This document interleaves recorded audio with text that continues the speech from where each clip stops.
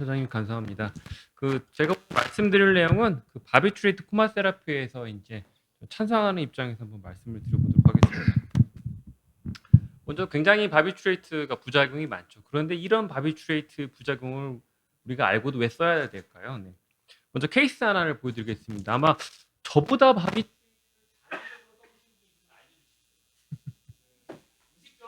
태어난 30세 남자 환자였었고요. 이 친구가 이제 신혼여행을 갔다 왔습니다.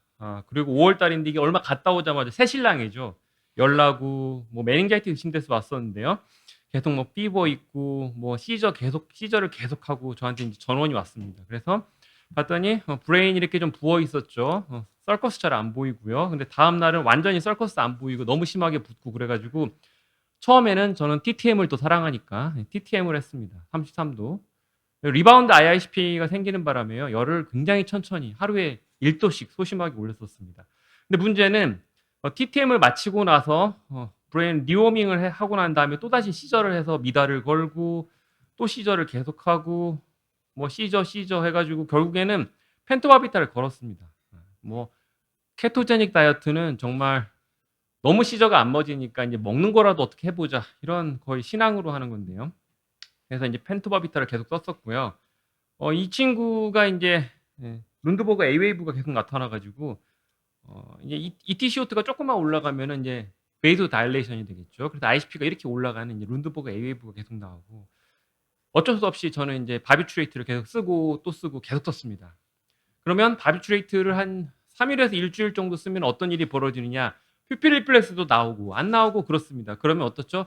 뮤코실리아의 무브먼트는 없습니다. 아예 없어요. 가래가 잘 안 나오죠. 그래서 차곡차곡 쌓이고 그래서 이 친구는 제가 장인 정신으로 일주일에 한 번 내지 두 번씩 브론코스코피 토일레팅을 계속했습니다. 제가 이렇게 해서 매번 일주일에 두 번씩 정도 한두 번씩 해줘야만이 겨우 렁펑션이 유지되고 벤트가 유지됐던 분입니다. 이것을 한 제가 2달 정도 했을 것 같아요.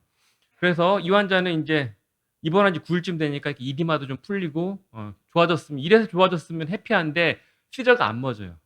안 멎고 중간에 이제 한 50일쯤 가까이 됐을 때 히포캠퍼스가 이렇게 이제 아주 하이 시그널 인텐시티 보이고 있었죠. 시저를 너무 많이 하고요. 그래서 바비트레이트를 90일 사용했습니다. 90일 사용하고 입원한 지 97일째 시저가 드디어 멎고 해가지고 조금씩 테이퍼링 하면서 제가 이제 이때 테이퍼링 하고 그럼 이 친구는 지금 어떻게 됐느냐? 지금도 외래 오고 있어가지고 물론 제 외래는 아니고 신경과 외래를 오고 있으면서 저한테 인사를 옵니다. 아주 시콜 없이 다 좋아졌어요.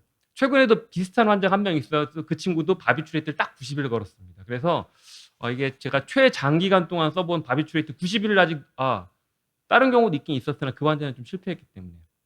자, 그래서 우리가 바비트레이트의 기전은 일종의 좀 션팅 이펙트죠. 그래서 노멀 브레인을 조금 베이조 컨스트럭션 시키기 때문에 안 좋은 브레인 쪽으로 혈류가 많이 가게 되고 그리고 옥시젠 디맨드를 줄이고 뭐 이렇게 블라블라블라 설명이 돼 있는 이제 프로텍티브 이펙트, 뉴로 프로텍션 이펙트가 있겠죠. 이건 뭐 다들 잘 아시기 때문에 넘어가도록 하겠습니다. 저의 목적은 에비던스는 많이 올리고 컴플리케이션은 줄이고 요게 이제 바비트를 쓰는 목적일 텐데요. 부작용이 너무 많습니다. 부작용 투성입니다. BP는 너무 많이 떨어지고 하이포칼레미아 안 나오는 게 오히려 이상할 정도고요. 환자 인펙션 뭐 달고 살고 다 바비트레이트는 전부 다 리버로 많이 대사가 되죠. 리버 펑션 안 좋아지고 나중에 이제 하다 안 돼가지고 키드니 펑션 안 돼가지고 환자가 보통 한 일주일 많이 넘었을 때는 이런 멀티오감 페일러에 진행하는 걸 많이 보실 겁니다. 그래서 이제 여기 이제 노멀 몽글렐 독 이제 몽글렐 독이 뭐냐면은 잡종견입니다. 요걸로 이제 실험을 했는데 보면은 이렇게 카디아가 아프시 떨어집니다. LV 펑션들이 다 시스톨릭 펑션들이 떨어지고 바비트레이트를 쓰자마자요. 카디아 아프기 처음에 살짝 로도즈 때 올라갔다가 그 다음에 막 떨어지기 시작합니다.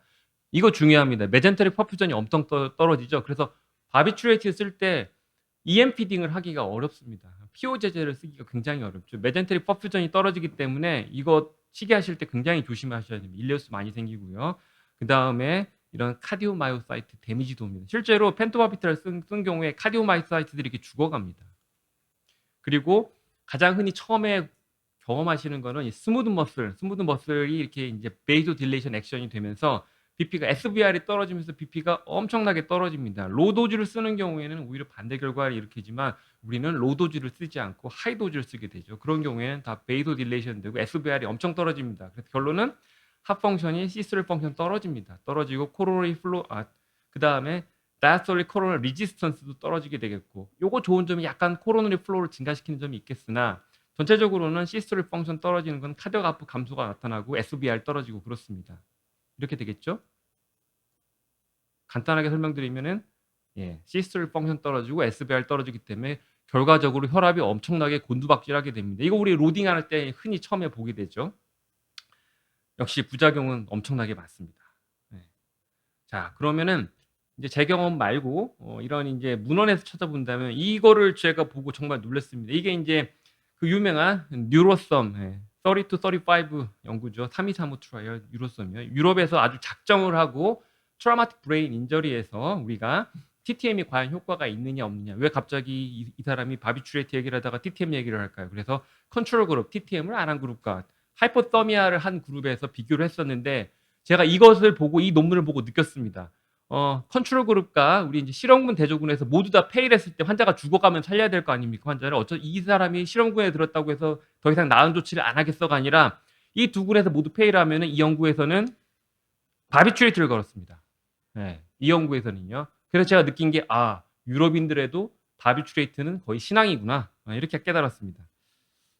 여기서 결론은 이거는 다 아시죠? 그래서 TTM의 연구 중도 포기되고 막 이래서 이 연구 때문에 2015년에 나온 이 연구 때문에 TTM 우리 잘 안 하잖아요. 이제 무작정 하는 건 아니죠.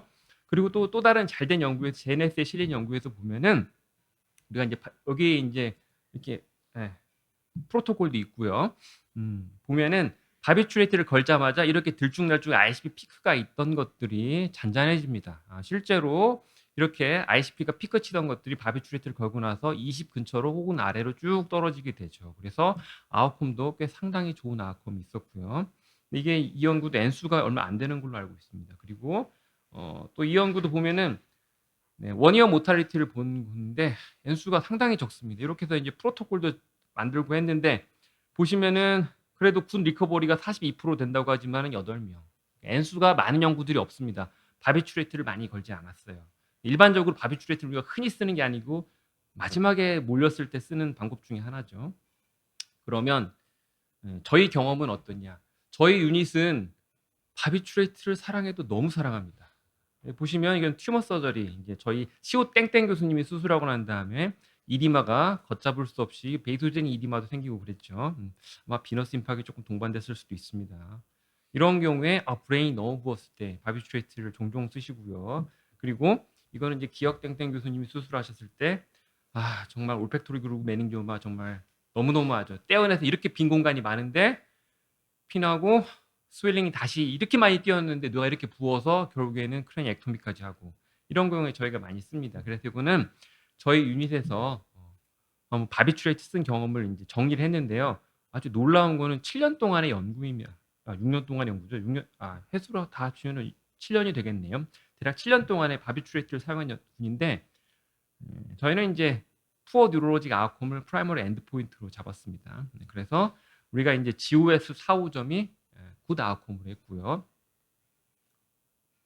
저희는 좀 재밌는 게 프로토콜이 좀 있습니다. 원래는 이렇게 EEG 붙이셔가지고 이런 EEG 웨이브가 벌스 서프레션이 나올 때까지 이렇게 해야 되는데, 저도 제일 처음에는 벌스 서프레션을 만들려고 막 한쪽 크레니액토미 치면 반대쪽에다 열어놓고 붙이고 막 이랬었는데, EEG를 한 일주일 붙여놓고 있으면 EEG 검사실에서 제발 내놓으라고 울고, 우리 간호팀에서도 이거 환자 매니지하는데 힘들다고 울고 너무 다 힘들어해가지고요. 저는 이제 그렇진 않고 비스 붙입니다. 비스 붙여가지고 서프레션 레이셔가 60% 이상, 비스는 10 전후 이런 식으로 해서 저희 이제 프로토콜이 있습니다. 오늘은 중요한 게 아니니까 넘어가겠습니다. 그리고 심지어 이분이 저희 아주 초대 간호 파트장님이셨는데 신경외과 중환자실에서요. 이런 이제 크리티컬 패스웨이로 해가지고 이런 것도 이게 본인 박사학위 논문이신데 저희는 이런 프로토콜들을 하고 있어서 간호 프로토콜이 있고요. 굉장히 간호팀에서 매니지를 잘합니다.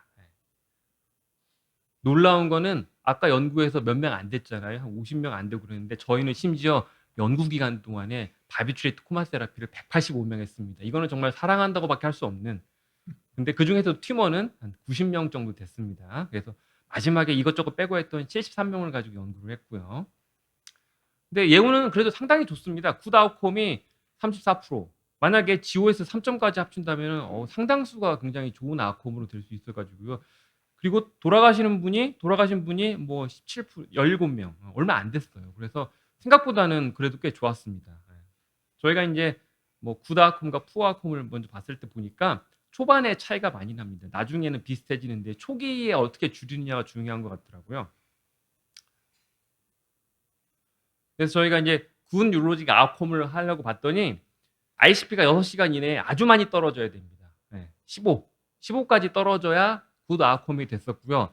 저희 연구에서는 한 22 미만으로도 좀 살긴 삽니다. 근데 더 예후가 좋으려면은 그러니까 이게 저희 간호팀에서도 어떤 경험이 있냐면 ICP 모니터링이 되는 환자인데 바비트레이트를 걸었어요. 근데 ICP가 20 미만으로 툭 잘 떨어졌으면 이 환자 좀 해볼 만한데, 그런데 바비트레이트를 걸었는데도 불구하고 초기에 안 떨어집니다. ICP가 잘 안 떨어져 막 25, 30 이렇게 나온다 그러면 이거 안 되겠는데, 이런 식으로 실제로 그런 경험이 많았는데 실제 연구에서도 나중에 다 모아놓고 봤던 이런 결과가 있었고요.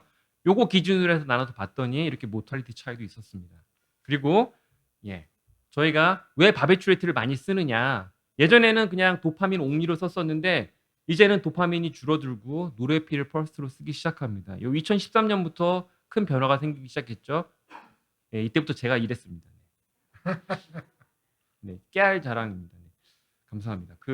그리고 보니까 바비트레이트를 왜 지금 쓸만을 하냐, 그 얘기를 드리고 싶은 거는 예전보다는 서포티브 케어의 수준이 많이 올라왔습니다. 우리 간호팀부터 해서 협진 보는 거, 그리고 데디케이션하는 우리 데디케이티드 뉴로 인텐시비스트들이 요새 점점 늘어나고 있죠. 저도 하루 종일 ICU에 있어서 환자를 안 보면 그거는 이제 근무 태만이 되겠죠. 하루 종일 ICU에 붙어 있으니까 이런 부작용 매니지하고 하는 게 조금이라도 도움이 되겠습니다. 그래서 이렇게 보통 문헌에 나온 것보다, 이런 문헌에 나온 게 빨간색이거든요. 그런 것보다 부작용이 많이 좀 줄어들고 있고, 하지만 여전히 저혈압이 많이 있어서 저희 간호팀에서는 어떤 전략을 쓰느냐, 미리 주치의 선생님한테 노르에피를 처방을 내달라고 그래요. 그래서 BP 떨어질 때까지 기다리지 않습니다. 그래서 BP가 로딩한 다음에 떨어지기 시작하면은 바로 걸려있는 노르에피를 틀기 시작합니다. 그래서 하이포텐전이 정의상 있기는 하지만 생각보다도 BP가 많이 떨어지는 경우는 없습니다.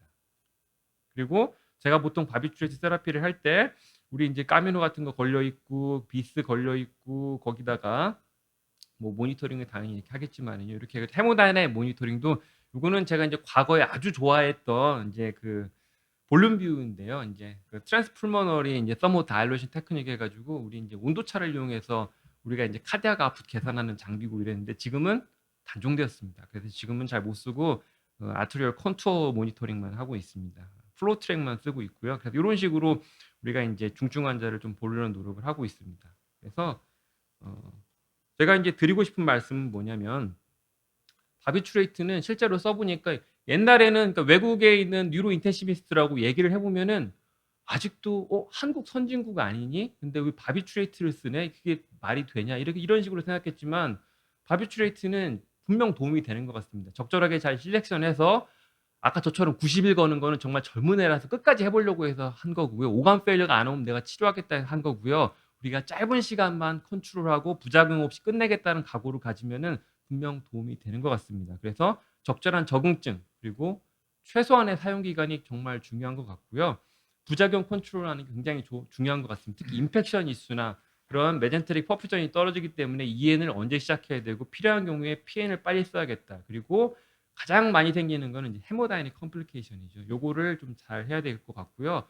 또 노르에피 쓸 때 볼륨이 부족하게 되면은 재앙입니다.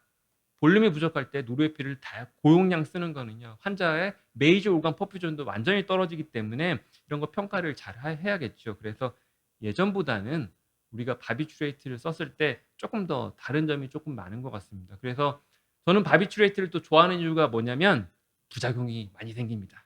부작용이 많이 생기면은 그 뉴로 서전들께서 저한테 부탁을 많이 하고 이렇게 또 열심히 봐야 되기 때문에 또 저한테는 또 즐거운 치료가 될 수 있어서 많이 쓰고 있습니다. 고맙습니다.